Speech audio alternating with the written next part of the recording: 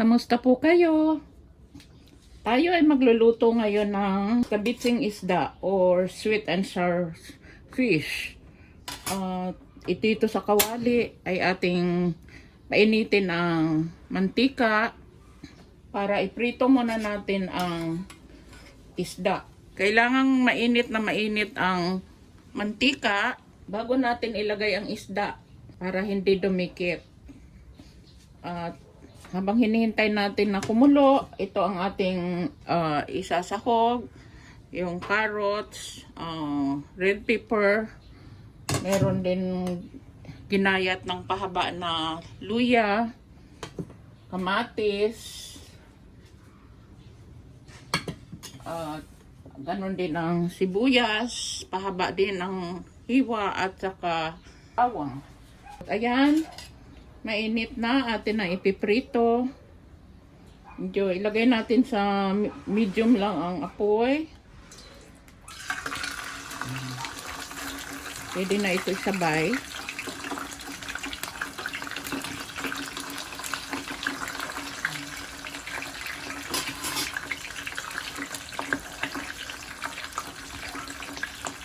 Hintayin muna natin yung maluto.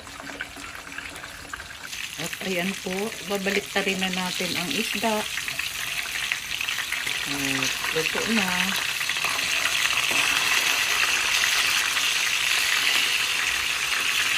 Ayan, sakto lang. Ganda.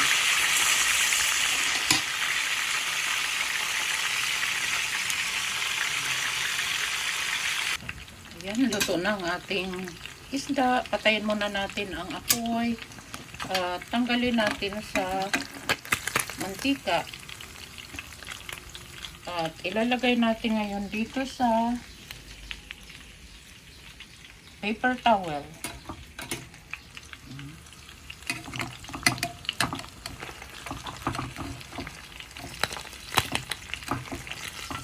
Ayan. Para matanggal yung excess oil. At ngayon ay magluluto tayo ng kanyang pangsahog. Dito sa the same na kawali, binawasan ko lang ng mantika, ay igigasin natin na ang una yung luya.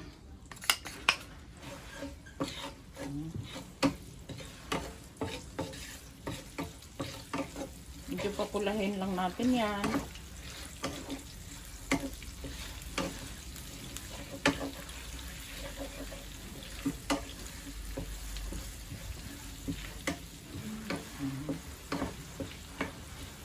At pwede na natin isabay ang bawang.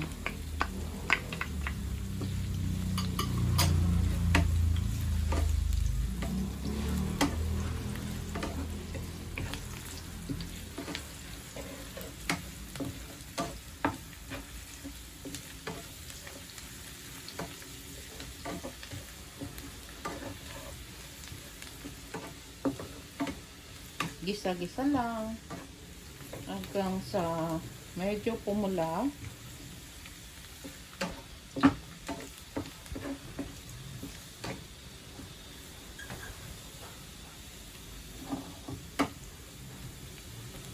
Pwede na nating ihulog ang sibuyas.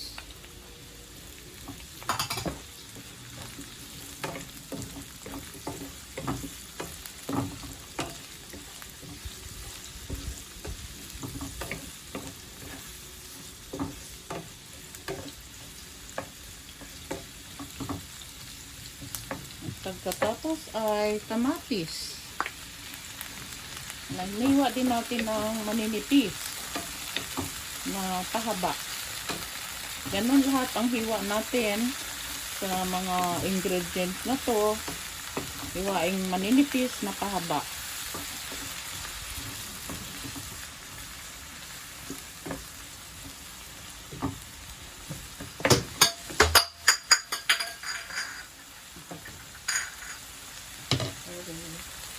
Lagyan natin ngayon ng paminta durog.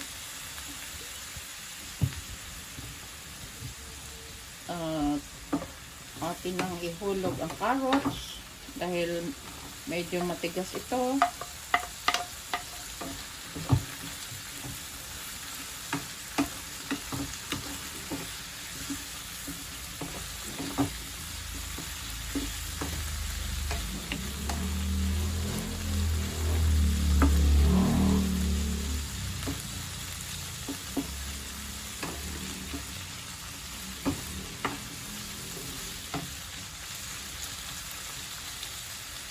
Lagyan natin ng seasoning, Knorr liquid seasoning. Imbis na toyo, itong ating ilagay, mas malasa.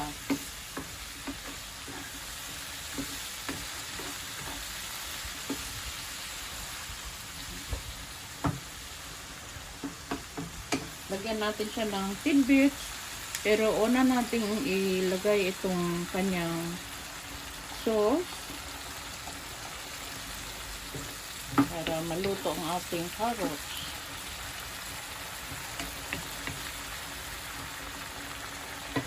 Dagdag na tayo ng puting asukal.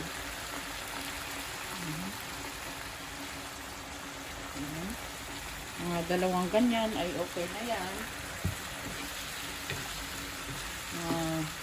2½ tablespoon. Pwede rin tayo magdagdag mamaya, depende sa alat or tamis.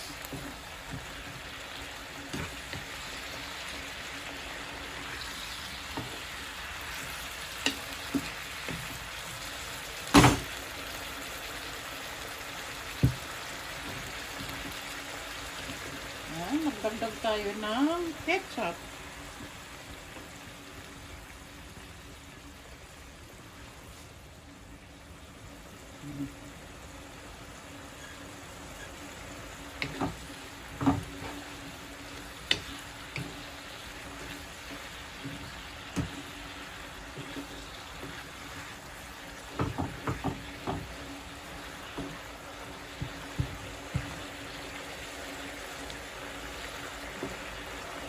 Hinaan lang natin ng konti ang apoy. Dagdag tayo ng sukang puti.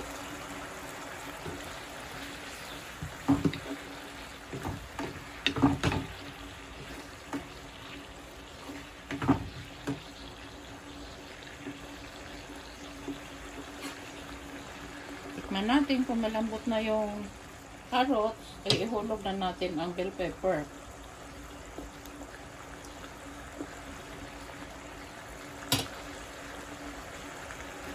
Dagdagan natin ng seasoning dahil medyo matabang.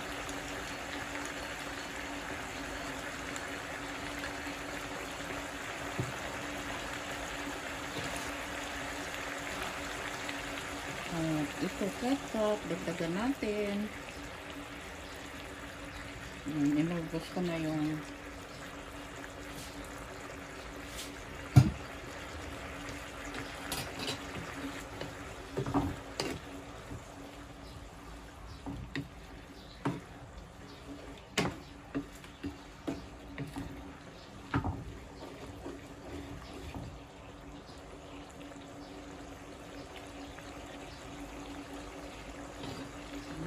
sarap. Dagdagan natin ito. Kunti lang.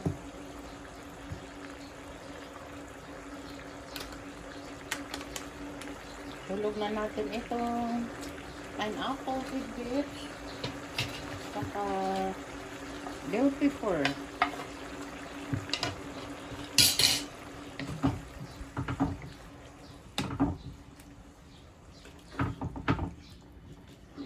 Ito yung version ko ng pagluluto. Pwede nyo pong i-improve kung ano pa yung ilalagay nyo. Yung taste naman ay depende po sa panlasa ninyo. Pwede kayong magdagdag ng pamienta, asin, or seasoning.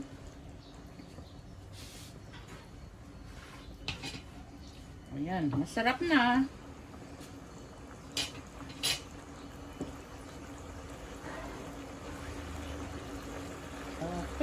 nating ibalik yung isda. Yan.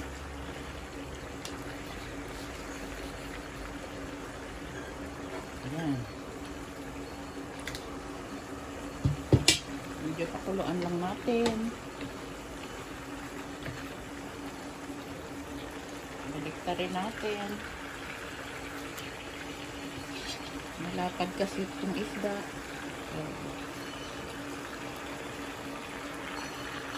Sa ilalim natin sa sahog. Wow.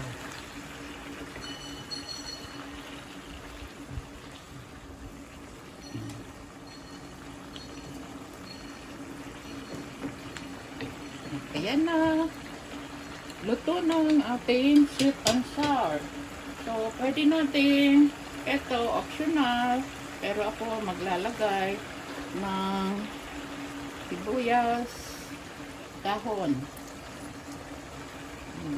Masarap din ito. Ang dagdag lasa din.